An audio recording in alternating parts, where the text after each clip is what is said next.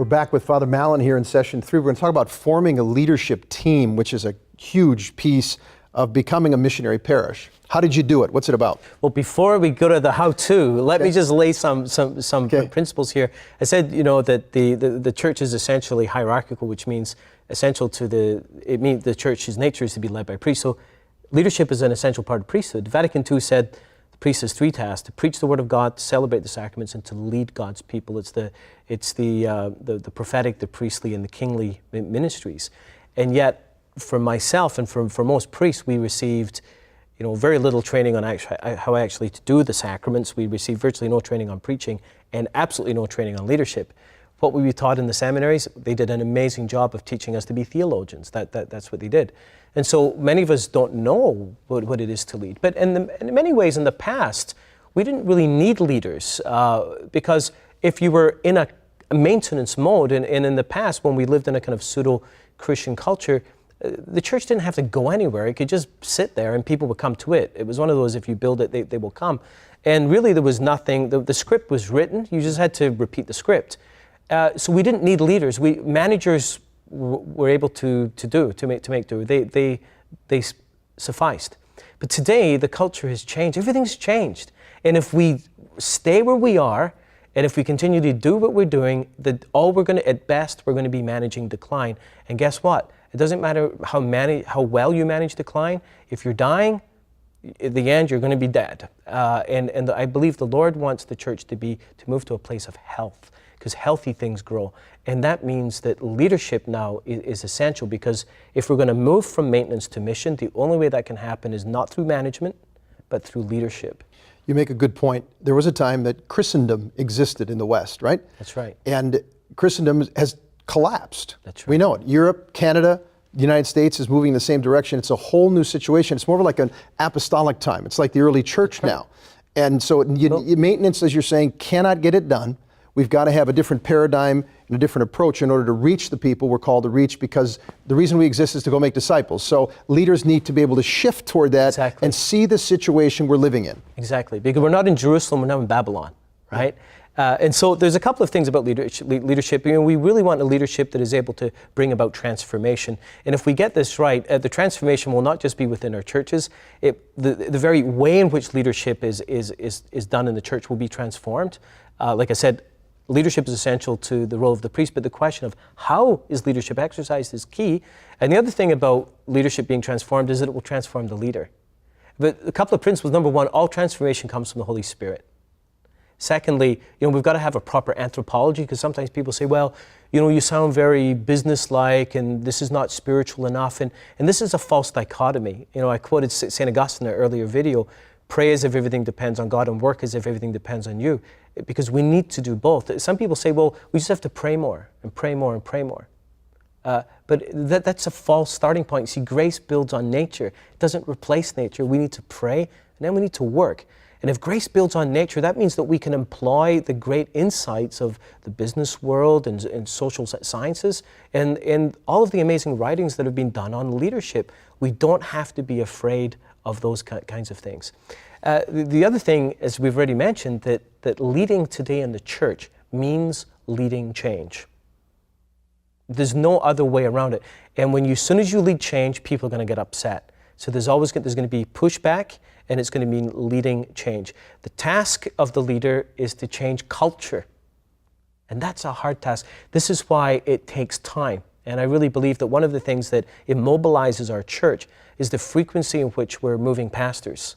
5, 6 years, we get a new pastor, and all that does is reset the button and put us right back to the start. It teaches people, just keep your head down, this guy will be gone soon enough, and everything go right back to the way it was before. We're saying leadership needs to move toward changing culture. What are you talking about? What is the culture? Yeah, culture, I don't mean ethnicity. By culture, I mean everything that we so often unconsciously believe to be the norm. The things that we celebrate, things that we tolerate. For instance, one of the things I do now when I give a talk, I often say, I want to show you a picture of my parish. And of course, everyone's expecting me to show them a building, and I have one of our Connect groups. I show them the people, and it's a shock thing. But that's a kind of a cultural way of thinking. The priority of adult faith formation as opposed to children. When you say catechetics, What do you mean in your parish by that? What do you presume that's going to be? What do you celebrate? What do you tolerate? Often is what shapes our culture. So to have a culture of evangelization and discipleship, and to have a missional culture, an invitational culture even within a culture of hospitality, these take time to implement because you're changing people's very perception of what is normal. That, oh, we used to think this was weird, now around here we consider this to be normal. That takes time. And what organizations and churches often fail to realize is that culture is hidden. It's like an iceberg. Think of an iceberg. 10% of the iceberg is above the water, 90% is below. And it's the stuff below the water line that floats the stuff on top. What's the stuff on top? It's our nice statements about our mission and our values and blah, blah, blah, what we put on our website. And oftentimes they reflect aspirational values, the things we desire to be. What is the reality?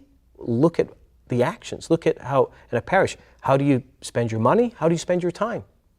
Parishes will say, well, evangelization is the number one priority. You don't have a director of evangelization. You're not putting any resources into evangelization. How can you say this is a priority to you? If you want to find out what your real values are, as you say in our own personal lives, look at your calendar and your credit card bill. It's the same in a church. Look at the budget and look at the calendar. Look at the events you have. That will tell you what your key values are. And the task of leadership is to change this, and it takes time. The leadership function is so big, both in terms of the pastor, but his team and the team dimension you're talking about. Because I've done parish missions, many parishes across the country over the years. So many pastors have said to me, yeah, we spent the last year putting a mission statement together. And so you put the mission statement together, and it's on the wall.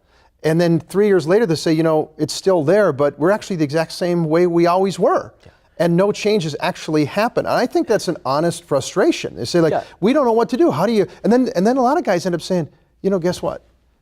90% of the people are just never going to change anyway. It's just not going to work. I mean, that's where guys end up getting, and they sort of give up and they become minimalistic. That's right. And they just shoot very low, and because they don't feel like real change is possible. Yeah. Well, I mean, as we talked about earlier, real change is the engine of change is encounter with Jesus and people becoming missionary disciples, but allowing that to bubble up. I mean, right now in my parish, probably 60% of our parishioners have gone through Alpha. 60% of our ministry leaders have all done Alpha training. Our last, 3-4 times a year, we have a leadership summit with all of our ministry leads. We've got about 70, 80 ministries, and we had people praying over each other. We're at the point now where that's normal. Yeah. We did this 5 years ago. People would have called the cops on me. Now it's normal. So the change agent, you said, look, you casted a vision. You said, we're going to be a parish that is missionary, that makes disciples. We understand who we are now. We define what a disciple is. And so you use this tool, this particular tool, Alpha, to help bring people to encounter Christ, to lead them to discipleship. And then you helped use that to help raise up leaders. That's right, because Alpha is not just a tool for evangelization.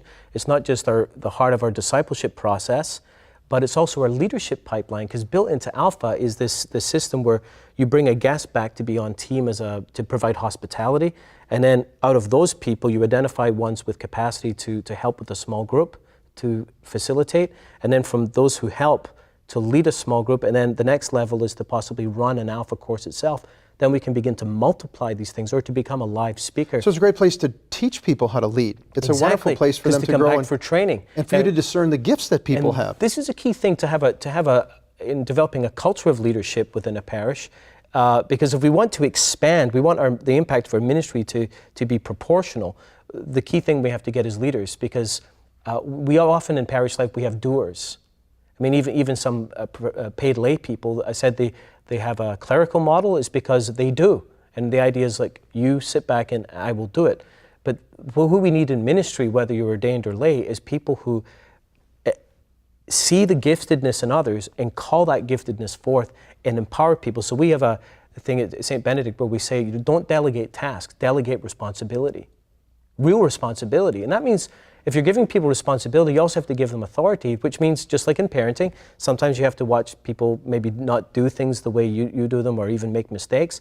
If they're going to drive off the cliff, you step in. But for the most part, that's how you're going to grow a thing. And give people real leadership over their ministry. Like, don't do it as a favor, because often what happens, if someone decides to give up a ministry, they'll come back and say, here, Father, you can have it back now, I'm done. that's how you know that you've just delegated a task. If a person has true ownership of that ministry, they will have their own succession plan.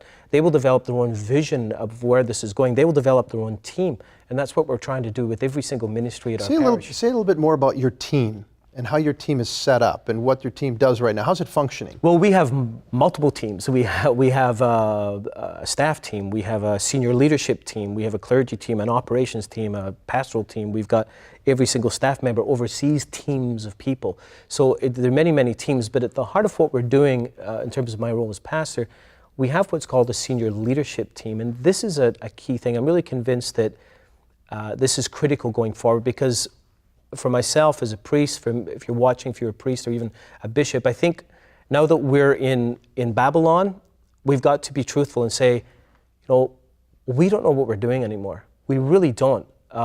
We were trained for Jerusalem. We don't know what to do. And even when I arrived at St. Benedict Parish, I had a strong vision. I had a strong initial strategy because I'd been down this road before in previous parishes, but it worked, and it worked very quickly. And within 2.5 years, if you think of it, the analogy of sailing, I was further away from the shore I had ever been before. And at that point, I realized, I don't know what I'm doing anymore. I don't have a clue. I don't know.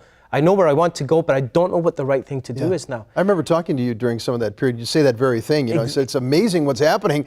And I'm the guy casting the vision. I'm not sure where to go at this point. Exactly. And so I experienced real isolation. And so here's the thing. There's no such thing as a well-rounded person, but there is a well-rounded team, because we've all got our strengths and weaknesses. The conventional wisdom was identify your weakness and work on strengthening the areas of weakness so you can be well-rounded. Well, I'd say forget that. Don't even bother. You can spend the rest of your life and you hardly get anywhere. Bring a team of people around you. Know what your strengths are, know what your weaknesses are, and bring people around you so that together you're a strong team. And this is the key thing about a senior leadership team. We follow the philosophy of Patrick Lencioni, who's a wonderful Catholic layman who's doing a lot of work in parish renewal. Check out amazingparish.com if you haven't done so already. But Pat's stuff on team health is phenomenal. It's a real gift to the church. And basically it says this, that a leadership team is 4 or 5 people. No more than that, really. Because if it gets too big, people don't say what they really think. And they can be staff, they can be lay people. People say, I don't have a paid staff, I don't have a big staff. It doesn't have to be a big staff.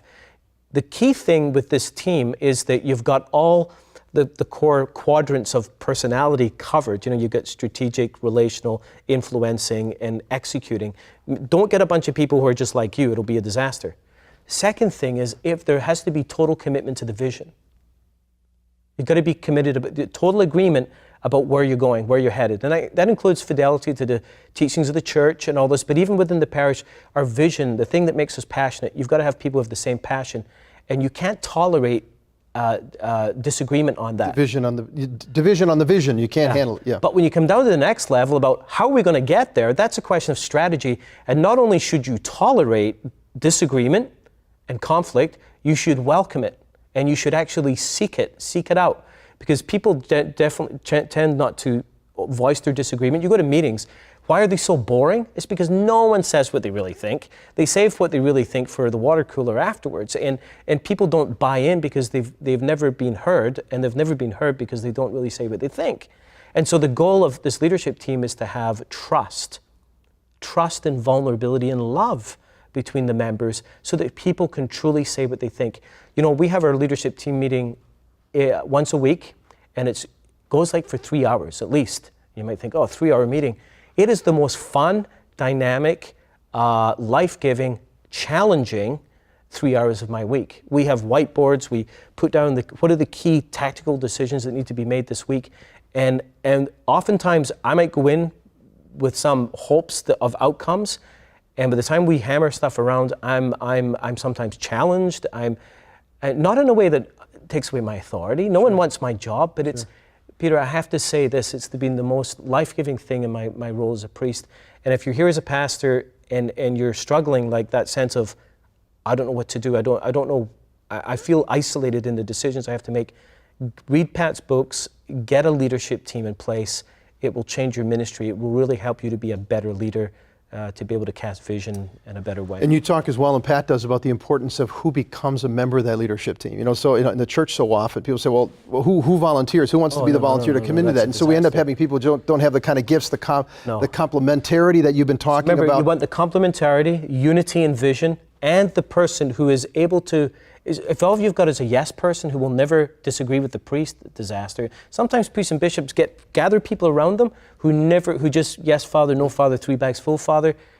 That's a disaster as well. So you need those components, unity in vision, variety in gifts so that you're a well-rounded team, and the freedom to have healthy conflict. That's a key thing. Very good. We're going to talk in the next section. This is really great, Father. Thanks for doing it. This was a loaded session. I really loved it. We're going to talk about transforming the culture a little bit more next time around. So friends, stay tuned.